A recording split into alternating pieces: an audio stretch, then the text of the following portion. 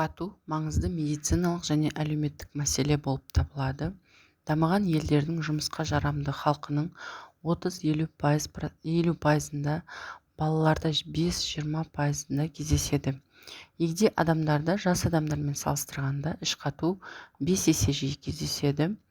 Іш қату ішектің ең жиі кездесетін ауруларының симптомдарының бірі.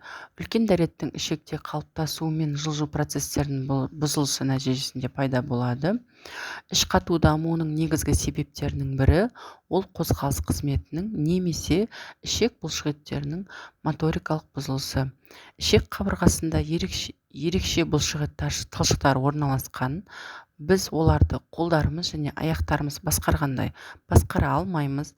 Әртүрлі себептердің әсерінен олар дұрыс емес жиырыла бастайды.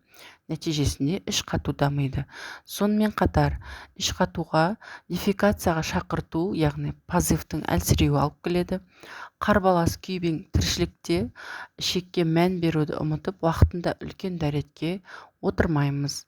Дефекацияға шақыртуды өз еркімізбен тежеп, яғни үлкен дәретке позыв келген кезде тежеп тастасақ, кейін оның үлкен зардап әкелетінен бейхабармыз. Сирек ішектің босауының бұзылысына оның құрылысындағы бұзылыстар немесе деформациялар әкеледі.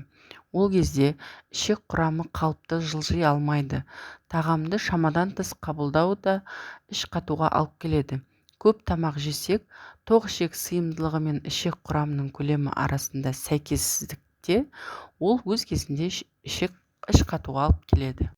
Ұзаққа созылған іш қату әртүрлі асқынулар тудыруы мүмкін. Оның ең қарапайымы, ең жиісі қабыну өзгерістерінің дамуы. Екіншілік колит және проктосигмоидит, яғни сигма тәрізді ішек пен тікішектің қабынуы. Соқыр ішек құрамы ұзақ тұрып қалса, кері қарай жіңішке ішекке құйылып, әрі қарай қабыну процесі энтерит дамуы және жіңішке ішекте бактериялардың шамадан тыс көбеюі дисбактериоз дамуы мүмкін. Ұзақ іш қатулар кейде тоқ ішектің кеңеюі мен ұзаруына, мегаголонға алып келеді.